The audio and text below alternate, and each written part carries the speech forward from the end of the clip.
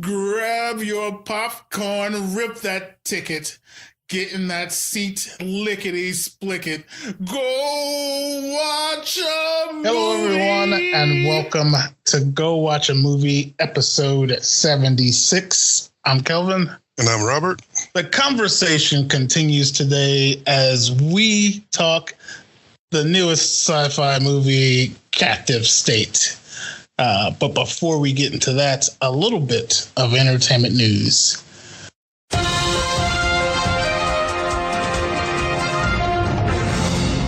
First things first, let's all stand up and give a round of applause. Disney got off their ass. James Gunn is back for the third Guardians of the Galaxy. Yes, Woo. indeed. Hallelujah, hallelujah. I'm super excited. And it's funny, all these reports came out like after he got rehired saying Disney never even looked for a replacement for him. Maybe this was planned all the time. But just like 2 weeks ago, the president of Disney came out and was like, James Gunn isn't that integral. People put too much stock in his name. Like, and I mean, people are forgetting that at one point they were talking about the guy who did Thor Ragnarok, the director for that, and so on and so forth. So they've been looking. I just think they finally realized, we need this. Mm-hmm. I'm sure Bautista was ecstatic. Yeah, I hope they don't ruin it by gloating too heavily. Because I don't want to see that. I just want to see the guy's back. Let him make the movie. Disney, you mean, or him? No, like Bautista, because how upset he was about Gunn being fired. Far, he hasn't said a word so far, which I guess surprises me. But yeah, that would kind of ruin things if he. But I just hope now that the movie lives up to Yeah, because if it doesn't, then it goes a big whoops. Yeah. It's like, oh shit! All that was for nothing. I can't imagine it not being good though, because they do follow kind of a formula to making a good movie. So I'm pretty sure it'll still end up being a good. Maybe it won't be the best Guardians of the Galaxy ever, but it will be a good one. It'll be the game changer one, because I think it'll be the last one with the cast that we know. Mm-hmm. If it even has the full cast that we know after Endgame, we'll see who comes back, I guess, after that.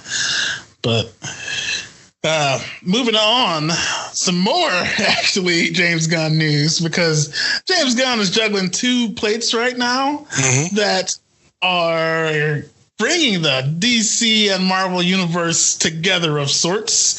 The Suicide Squad that James Gunn is doing is confirmed to be a complete reboot. Whoa. Yeah. So the original one was called Suicide Squad. This one is called The Suicide Squad. Okay. It's any of the returning actors or actresses? So far, that's all up in the air. He wants to use almost a completely different team, but it has been confirmed to be a reboot. It's kind of, which sucks, because it's once again going into what the hell are you doing, DC, with your, it's so confused, because now I have to walk into that movie like, well, I just have to wipe the slate clean with the last one. Yep. You think they should? I mean, they've had a troubled past, and I think their last two movies, with Aquaman and Wonder Woman being so successful, they would ride that wave and then recognize they got a good thing going. Maybe they should just build on it instead of replacing folks or restarting things. I don't know. Yeah. At least do Flashpoint first, and that'll give you the out. As much as I don't want them to reset everything, that'll at least give them a canon out, everything stays canon, and because this big event happened, that's why we're recasting everyone, Right. But it's you looking forward to that at all, or? Oh, of course. I mean, I love these types of movies. This is like our time. Yeah, and Idris Elba has been confirmed as the new Deadshot, so I'm all for that. Doesn't he kind of already play Deadshot in that new movie? And Hobbs and Shaw? Yeah. Yeah, just throw a mask on him. So he's got practice. Last but not least here, you ever watch Sliders? Yes. Old show with Gimli as the Doctor. Kind of a Doctor Who-ish, Quantum Leap-ish show. Yeah. It is could be getting a reboot. That actor who plays him, I can't think of his name right now, and I should have that up in front of me, but he came out and said he has been talking to people about rebooting that series. Interesting. Worked for Doctor Who. Yeah. Good work for Sliders, which Sliders was super interesting and fun. But some of those characters, like the black guy, I can't think of his name right now. He was classic. He was one of my favorite parts of that show. But he reminded me. I hadn't thought about that show for like a long time until you said it, and I was like, "Holy crap! I remember that show. I mean, watched it. It's crazy." Yeah, it was a decent show. It was fun. Yeah, but I don't know. Fingers crossed. A lot of people are excited for that. I mean, I'd watch it. I'm not gonna not watch Sliders review. I'd give it a chance, especially if he's back on board. You know. Mm-hmm. And I think that will bring us to trailers.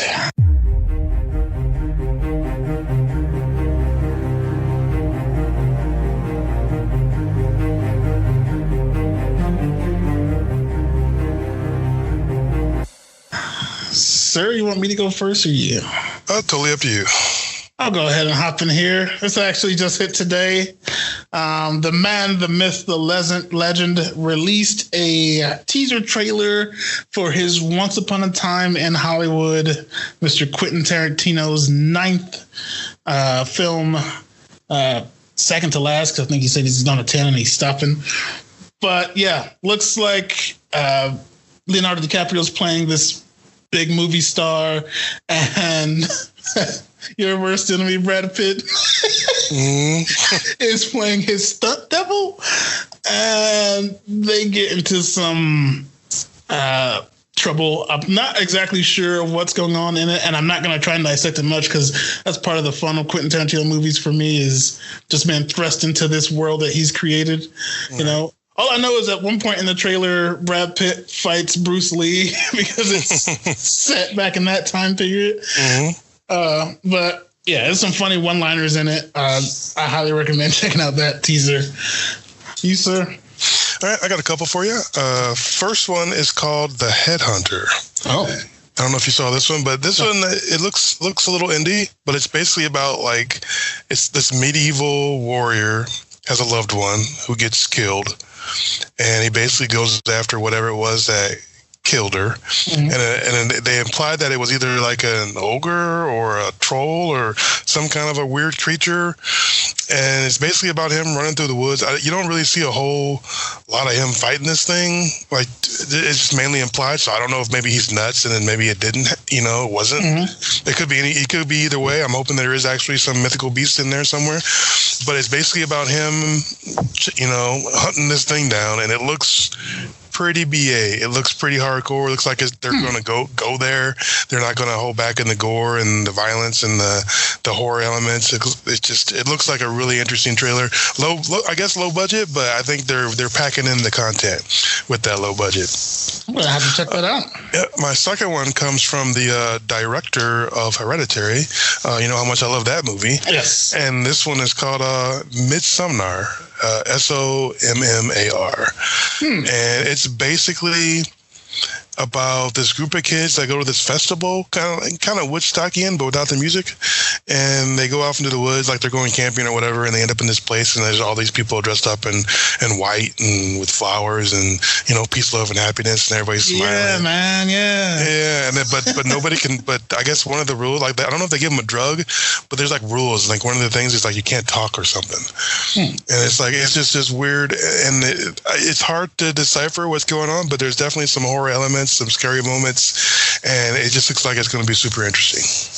Gotcha. We'll have to check both of those out. I have not seen either one of those.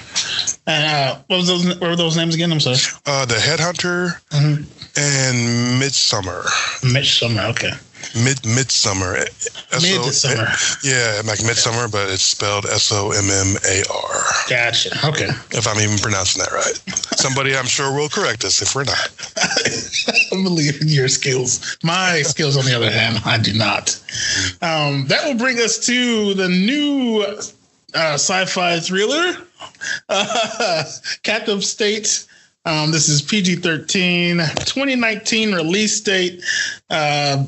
I found a decent synopsis here so I don't butcher it like I normally do. After 10 years of extraterrestrial occupation, residents of Chicago must decide whether to continue to live under alien rule or support the resistance. When young Gabriel Drummond joins the insurgency, he soon finds himself under careful scrutiny from a shadowy figure who's trying to crush the rebellion and its plans for freedom. I think that was a pretty good one. That was good. This one is starring John Goodman, Ashton Sanders, Jonathan Majors, Vera Farming, who's actually a fantastic actress, Kevin Dunn. Yeah, the list goes on. And unfortunately, Machine Gun Kelly. Machine Gun. Let's talk about it. Let's talk about it. He was in the Birdcage too. Yeah, he wasn't. Yeah, he went on some shows bragging about his movie reign that's about to take over this summer. He apparently has like 3 or 4 more he's in that's coming out. He's trying to do more. I mean, he does a fine job playing who he is.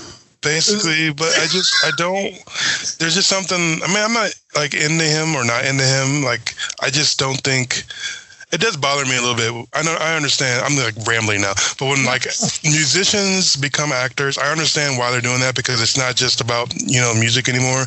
Yes. It's about them being entertainers, so they can be actors or writers or musicians, whatever they want to be. That's fine and dandy.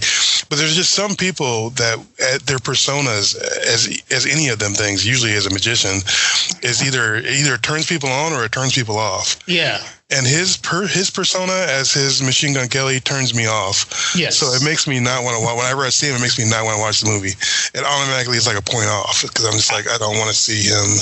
I kind of agree with you. Who do you think is the most successful? You would have to say Will Smith, right? Well, definitely Will Smith. But he transcended it, though. He almost left the music behind to become an actor. Agreed. But he would come back to music every once in a while. But we can all admit that he probably isn't as good a musician as he is an actor. Yes. So as much as I love some of his one-liners in his songs, yeah, I have to agree. But and then like there's like movies that I haven't even seen because there's been like musicians in them. But then I'm a hypocrite because I love Dune, and it's got Sting in it. Yeah, but he did such a good job in that. But it makes me a hypocrite because I'm just like, oh, I'll watch Dune. I love Dune. Sting's in it, but then I'm like, I've never seen that. What's that one movie with the battleship? Because it's got Rihanna in it. Oh, I've never seen it. I've never seen it because Rihanna's in it. Hey, like, I don't watch. That's so true. That's based off a board game, so we can't. You really want to see that? But that's the reason why I never saw it. Gotcha. It's because of Rihanna. I'm just like, well, how good could it be? I mean, Rihanna. What about Ludacris? I'm not a huge fan of his act. I mean, he's okay. Don't get me wrong. Just like Machine Gun Kelly, they do fine jobs. They're believable. It's just they don't get me excited about a movie. I still see who they are as musicians. Yeah. I see their musician persona as opposed to the character they're playing when they're acting. And he was fine in the Fast and the Furious movies. I'm not going to knock him for it. I mean, he's making his money. Do what you got to do. But yeah, I'm not going to be on my 100 top movie list, anything they're in, because the movie loses points because they're in it. Gotcha. Yeah. I can't say he hurt this one for me that bad, but I did cringe a little bit when I first saw him pop up on the screen. I was like, oh no. I think what ruined it for me is because I watched. There's like a show called Hot Ones. Yes, when they do like spicy wings, and I watched his episode on there, and he seemed super fake to me. Like he was trying to be hard, but he really wasn't, because he was mad, and he tried to like get all like aggressive with the guy who was giving. And Sean's he's like the sweetest dude while he's eating those wings. Calmest, nicest guy ever, and he was all like, don't have people try to tell me this and that and blah blah blah. He's like trying to get all hard with them. I'm just like, dude, you are not that hard. You're just no. It just ruined it for me. So now every time I see him, I see that guy, and I just dislike it. So yeah. But gotcha. Yeah, I do like his line. Your beard looks weird, but and it's red. That's honestly the only song I know of his, but that does crack me up. Your beard is weird. Him and Eminem had a battle. If you guys didn't know, Machine Gun Kelly, who's in Captive State, and Eminem had a rap battle that went back and forth, and that's one of the disses that he threw at Eminem. Somebody get him some clippers. You fucking beard's weird. I'd like to hear what other people think. Or do you guys dislike movies that have musicians in them because you either don't feel like they're real actors or actresses, or just because they, I don't know, it's hard to not see them as who they really are as a musician? I'm going to put that poll up right now. I'd like to know if I'm the only one, or if I'm just being stupid, or if I kind of agree. Like you said, there are a handful, maybe less than a handful, that can transcend that while they still have an active music career. This is how good Will Smith has done transcending it. I almost forgot he was a musician. Like, that's how good has done. Like, I almost forgot. Like, I remember it. Like, yeah, I remember that. But man, because he's been in the TV show, he's been in so many. It's just like I don't even see the musician anymore. It just it takes a while, I guess, to break that mold. It does, for sure. Let's start at the beginning. Light the Match. Yes. Light the Match. The Phoenix is the name of the resistance here. Mm-hmm. So let me ask you this question: did you get a reverse District 9 feeling from this at all? Ooh, a reverse District 9. I did not. That did not pop into my head. But after you said that is a really good point. Yeah, I kind of felt that at first, but things kind of changed. This isn't as, I don't know, this felt like a thriller with sci-fi dashed in it. Mm-hmm. And that's not like hurting it at all, in my opinion. I thought that was still fine, but the way they did it, it was different than what I'm used to, which I enjoyed thoroughly. I think I liked the differentness more than I liked anything else. Mm-hmm. But let's get into the main character here. Gabriel, Ashton Sanders. What did you think of him, sir? I thought he did a fine job. I mean, I didn't have a problem with the character at all. I mean, he seemed like, well, I don't want to say he seemed clueless, even though ultimately he was, about what was going on, which is later revealed in the movie. Yeah. But, I mean, I don't know if as a leading character he would have been my first choice. Mm-hmm. But I guess for the movie it works. That says anything. Yeah. Let me see, what else has he been in? He had some Moonlight. So he Equalizer 2, Straight Outta Compton. So he has been in some big stuff. When he was talking, he had some movements that didn't quite, I don't know, I can't critique people's movements, but sure you can, why not? Like, he seemed like almost ashamed to be saying the lines. Like, he look away or look down. And I don't know if that was him trying to convey, I don't know what he was trying to convey with those actions, I guess, is what confused me. I don't know if you noticed that at all, but that could be digging too much. No, I felt like he played his character correctly. I mean, I thought the personality was what I would expect out of somebody who had gone through what he did. I don't know. It just wasn't over the top amazing. And a lot of what was done the way I interpreted the movie, a lot of what was done was mainly for him. Yes. And maybe everybody else, like, outside of that, but it was mainly because all these people knew him without giving away too much. And there's going to be spoilers, so just be prepared, folks. But yes, for sure. It just seemed like he was the only one that was out of the loop. So it just felt like everybody was doing everything for him.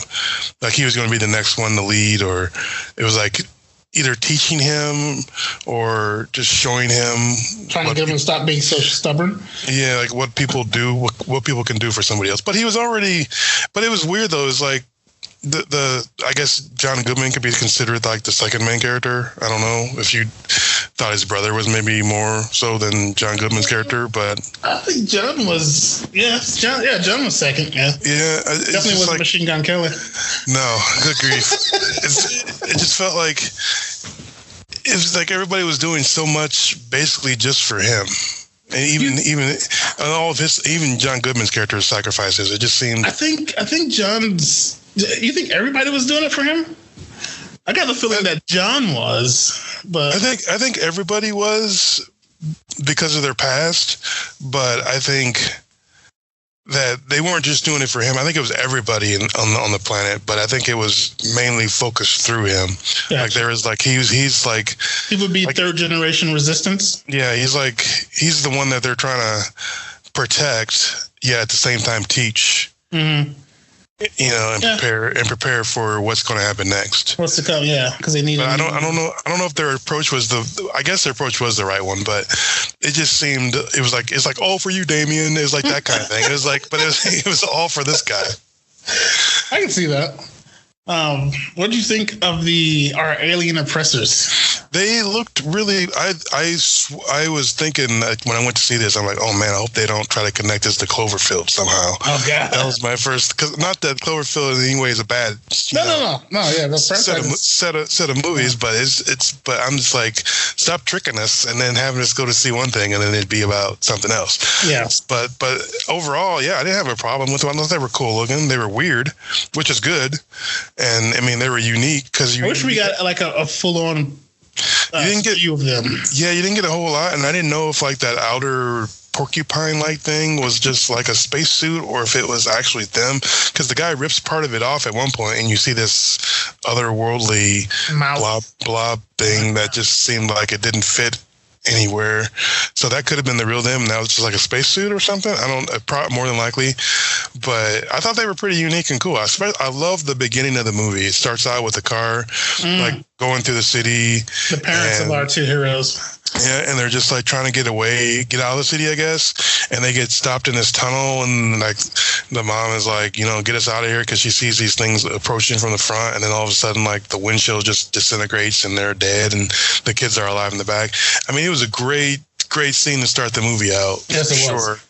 But then the movie kind of turns into this almost like politically charged, whodunit intrigue. Yeah. It's like there's a secret, but it's not going to be revealed till later. It's just, I'm not a huge fan of those types of movies. I almost felt like I was held captive, no pun intended. But it's like you had to sit through watching all this stuff happen, and I had a flashback. I'm thinking, I hope this isn't like Smoking Aces, where they have this amazing build up. I've said it before. I'm always going to use that as an example because it's such a good example of a movie having this huge build up and then not giving it to you at the end, no climax whatsoever. And that's just what I thought this one was going to do. But I gotta say, the ending of this movie completely rewarded me for sitting through 2 hours of being captured by this film. You got captured the whole way. I almost, like, a lot of it. See, I'm the opposite, because I love those, like, Enemy of the State and movies, kind of spyish movies. Like, I love that genre. It's like, I wish there was more connecting through, like, I wish they connected everything at the very end of the movie. Yes. And this is a long movie. This is a 2 hour movie. Yeah. So they connected everything at the very end. So that's when you get rewarded, which is fine. But I wish they would have gave us a piece here, a piece there, as we went through, so that we weren't just completely hanging on to nothing until the very end. It was great to find out all that stuff, but I wish they would have gave us a little bit of it at a time. Yeah, somehow without the bomb plot. The bomb plot was fine. I mean, that was the whole point. I mean, was the whole Trojan horse. I mean, it was that was perfectly played out. I just wish they would have given us something without giving away the ending. Without giving away the ending, if they could have gave us something to keep us connecting the dots without just being completely adrift. Because I felt the entire movie, I felt completely adrift. Like I did not know where it was going to end, where it was going to go. You know what I mean? I have to say, it was a breath of fresh air for me because I felt the same way. But I'm here lately. Movies have been like spoon feeding you, not you specifically. You know, people like, hey, this is going to happen now. Look at this. Even if it's something as simple as music, you know, they'll intensify here when this person, and they're like, okay, well, that's the fucking villain. Thanks a lot. You know, like things like that. So yeah, like I didn't want a total reveal. I just wanted like crumbs to follow so that I could at least in my head try to decipher or figure out what was going on. Let's unpack that. So they kind of tried to because when she gave him the package. So Jane Doe is a prostitute that we in the beginning of the movie. That's the correct term, right, prostitute? Yeah, I don't know what else you're going to call it. That's it. That's the oldest profession on earth, dude. A sex worker. There we go. But yeah, she has clients throughout the city, and this one, I guess it's the only brothel in the city, which is a little odd, but I guess I didn't know Chicago had those. Was it the only one, or just the main one? I don't know. Like it was one that you like higher ups would go to. Yeah. So essentially, the aliens have taken away basically all of our social media, all of our technology. Phones, like cell phones, are outlawed. Anything like that, computers, all that stuff is outlawed, and we use payphones. Like to get it. So basically contact is limited unless it's through their channels. But she, at some point with John Goodman's character, gives him a package that has a phone in it, a cell phone. And it makes a very good point here because she mentions the whole Trojan horse thing. Like, you know, that like, and I was like, oh, so something she's some kind of connection with him. Of course, it's not enough to reveal, which I like, but it still gives you some insight. I'm going to keep my eye on her. You know what I mean? They don't show very much of her, though. They only show her in a couple instances. When he goes to visit her, and then like basically when he goes to visit, like the main character goes to visit John Goodman's character and Ash's character. Their conversations, though, like John Goodman's and her character, made no sense. What? They made no sense because you're like you. But they did in the context of now knowing they did. But when you know the ending, it makes sense. But at the time, he's like, I don't know if I can do this anymore. You're thinking you can't come be John to this prostitute anymore. You know, that's what you're thinking when she first says it. But then she's like, you know, starts playing the music and then sits down. You're like, oh, I guess he likes weird music when he goes to visit his prostitutes. It's just weird.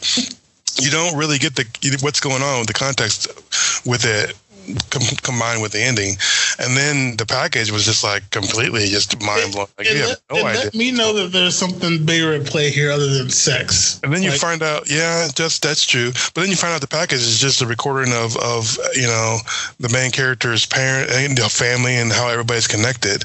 It's that hidden. They don't want the aliens to know that these people are all connected somehow. So yeah. They were like basically like the first set of resistance. Like, all these people are like the founding folks, and then the kids took on the mantle. And then John Goodman's character comes in, and he's like, you know, we should run away or whatever because he doesn't want to do it. I don't know if because he doesn't want to die or sacrifice himself, or he wants to protect her because he's in love with her. Either way, you don't really know. But still, it's like you can't. There's no way to grasp what's really going on. Even when she gives it away, she's like, "Beware of Greeks bearing gifts." Like you have no idea what she's. I mean, you. And then looks at that painting. Yeah, you keep that in your head the whole time, thinking I'm going to figure this out. But there's no way you could get it until the very end when they just reveal it. So it's just like I could have used a crumb here and there so that I just wasn't sitting through 2 hours of people running around in a dark city, just hiding from aliens and their own people, not knowing what's going on, maybe blowing something up, maybe not blowing something up. I can't believe you weren't more like enthralled by the whole, are they going to pull off the bomb plot? Because I knew they were going to pull off that first one. That first one. I mean, but the second one is the one that I didn't see coming. Yeah, I was like happy, like watching that whole, like, who do we need to... How do we infiltrate this? Are these new bugs going to work for us? Are they going to go off? Who's going to betray who? I was like completely hooked there inside of this awesome sci-fi shell. I thought that was pretty cool. But yeah, I agree. The ending is the big payoff, but all that still that's, oh man, I'm just having interesting takes here. Yeah, without that ending, I think this would be... You would have been lost? Yeah, it would have been a flop for me. I would not have, without the ending. The ending is what made it. The old switcheroo or him sacrificing himself? A combination of all those things. Him sacrificing himself, the switcheroo, finally connecting everybody together, finally understanding what she meant by beware Greeks bearing gifts. Mm-hmm. Like all that stuff comes together at the end. And I don't think anyone's going to decipher that. Well, I can't say. Maybe there's some geniuses out there that could watch this and decipher it. I don't know. I just couldn't do it. So it just felt like a really long 2 hours for me. But I will say the ending did reward me to the point where I didn't feel like I lost 2 hours. Yeah. But it just, for me, it dragged. There was a lot of dragging. I think it could have been cut a little shorter and still given the same punch for me. I think they could have cut. I think cut out Machine Gun Kelly, for instance. I would have just completely every scene he was in wasn't necessary. None of that was. You know what? You're right. Because I come to think of it, his boat was pointless. Yep. His gun was pointless. Because that whole when Gabriel takes a gun, he does nothing with it. Yep. So that was pointless. Him trying to be hard at the end when the guys like crack down on the and try to like elbows the guy in the back of the head or the front of the head or whatever. Pointless, and the guy comes up. I mean, none of that was just necessary. Yeah, you're right. All that could have been cut. You could have cut him completely, and they've done that before in movies. They've cut people, like they've had people do parts and then cut their entire part out. And I would honestly appreciate it. Appreciate it if they had done that with his character. The lead honestly didn't need a girlfriend. No, I don't. Well, he did, because he was the link of how sadistic almost that John Goodman's character is, and because he was watching them have sex. Yeah. He's supposed to be kind of a father figure, and he's giving him a fake girlfriend to keep him in under wraps. That was to give us the idea that this guy, no matter what he's doing, is being watched because of what his brother did. Mm-hmm. But which I enjoyed. I enjoyed that aspect too. Like everyone was an eye for them to watch him. And I don't know why he took that damn collar off. Like. Yeah, I don't understand why. A lot of them, there's some weird stuff going on in this movie, but it's not a complete waste of time because of the ending. But I just want to warn people before they watch this movie that just be prepared to sit through 2 hours of this not knowing what's going to happen, which isn't bad. But when I watch a movie, normally I'm able to predict what's going to happen. Like normally I can say like, you didn't find that refreshing not being able to though. I was and I wasn't. I wanted tidbits. I just needed little tiny tidbits so that I wasn't lost the entire time. Gotcha. I felt like I was lost. I felt like I was held captive. And they were just like giving me all these things, and then finally at the end, there's freedom. I was like freaking Tom Cruise from Minority Report with all the my hands moving around trying to connect the dots, sometimes failing, sometimes throwing them off, pulling them back in. I was having fun doing that, like trying to okay, who's this new character? Okay, now what's he doing? I was enjoying but like I said, I enjoy those kind of movies, those whodunits and not knowing. But did you at least like the the mashing of those two, I guess, like the sci-fi element, was that enough sci-fi for you? Or could you they really did minimize the sci-fi in this one. Yeah. I wish there had been a little bit more, but I can understand why there wasn't. That really wasn't the focus of the piece for me, anyway. No. But I mean, I just like sci-fi though, so you can't really ask me, should there be more sci-fi? Well, of course there should be more sci-fi. There should be something, but yeah, I mean, it was there was a confusing scene for me. Just one? When he went into the closed area, the main character, Gabriel, and he had his collar off, and then all those sucker things came, and just like attached. Then nothing happened. They just left. Like I think that happened. I think. Didn't that? I'm trying to remember what happened. He put his collar back on at that point. Like, what happened right before, like, they basically deactivated and flopped on the ground? Didn't something get blown up? I feel like that's when the guy blew up and then blew up the other aliens or something, and that's when they. Is that what? I can't remember for sure, but yeah, I'm not sure. Yeah, what do you think of the hunters? The hunters? Yeah, the aliens. Aliens' last line of defense because of some people of theirs got touched. The things that were looking for them on the buses, the hunter killers or whatever they were called. Oh, those, yeah, okay. Yeah. I almost forgot about those. What? It was okay. I mean, they weren't anything like the aliens. Like, they weren't like the porcupine thing. Like I don't know how else to describe it other than like a porcupine thing. But they can make them go limp, and then they get real hard when they get excited. That's okay. They sure can. Doesn't matter what species, we're all alike. Oh, sorry. But yeah, I enjoyed them because they had the little evaporating guns. I think that crew, the Phoenix crew, could have survived if they were a little cooler. They're all just kind of felt, they were all like, through that entire hour of them pulling off this plot, they were all so calm, cool, and collective, but then they just completely fell apart at the end. Right? There's so much tension, though. It's like, it was almost like, not that they didn't know what they were doing, but I think they were doubting if it. They were learning as they were going, so yeah, they were definitely some doubt there. Because I mean, and the fact that they failed once before. So, do you think the older brother knew everything that was going on, or think he was also clueless? Because I think he knew what was going on. It seemed like he was 1 foot in, 1 foot out, like, but on purpose, because they didn't need to. He didn't want them to connect the dots if he were ever to be caught or, whatever. I think he was in on it because he was old enough, because you saw in the video that where it shows them all together as a family and friends. Yeah. They show him old enough to be able to remember everybody. Yeah.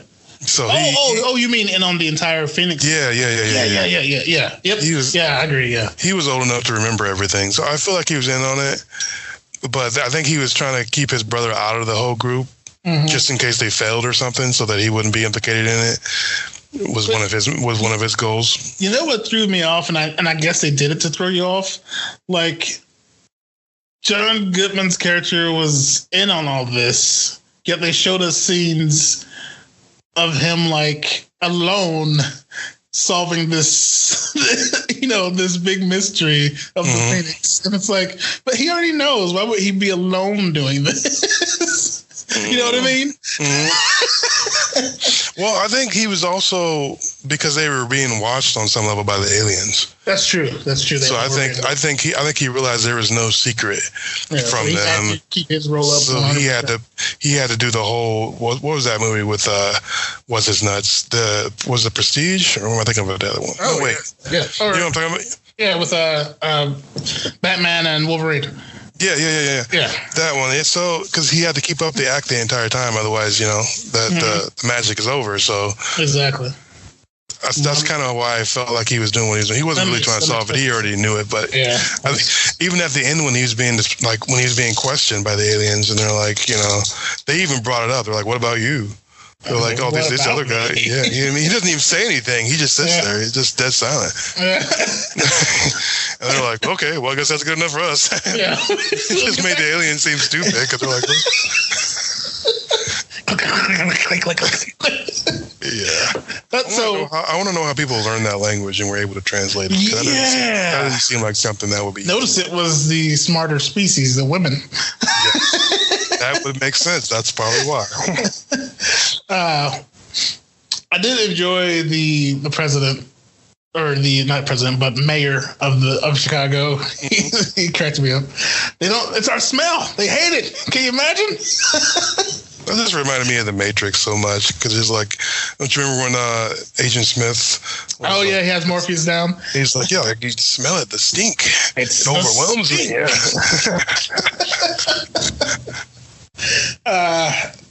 Scenario. Let's say aliens took over today.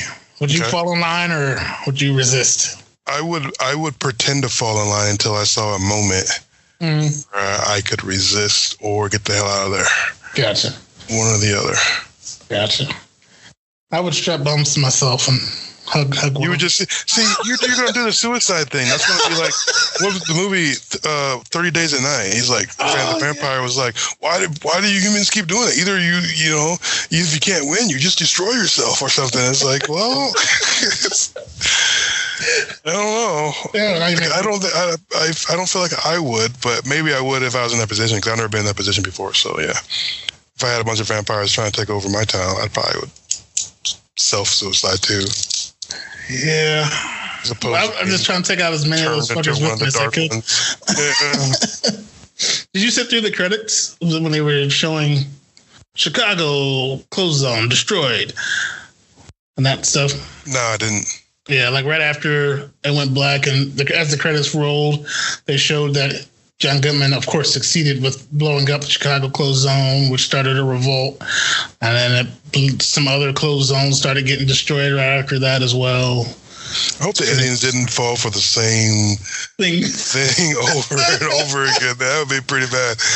But I think their main the Phoenix's main point was to light a match. Yeah, they're not gods. They can be taken down, just like 300 guy. just like Neo when he was fighting all those guys. Like, see, he does bleed. Yeah. But yeah, Captive State. I say go watch from me. I enjoyed it. I would say wait for home video or whatnot because going to even though the ending was so rewarding, don't get me wrong, I don't want to knock the movie too hard, but I would wait for home video. Okay, so a split go watch a movie here. Let me see what old Rotten. It's still a go watch, but just wait. Old Rotten Tomatoes seems to agree with Robert. 47% tomato meter, and 43% audience score. So, of course, this isn't. I can't make excuses because I liked it. There's nothing wrong with liking it. It's just nothing wrong because it's a good movie. It's just it's a slow burn that doesn't reward to the end, and I don't think everybody can handle that. Yeah, that is 100% true. Yeah. All right. Well, that is Captive State, people.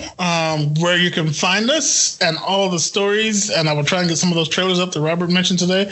GoWatchAMovie.com, one-stop shop for all things entertainment. And I think that's it. I'm Kelvin. And I'm Robert. Go watch a movie. I'm Machine Gun Kelly. Grab your popcorn, rip that ticket, get in that seat, lickety-split it. Go watch a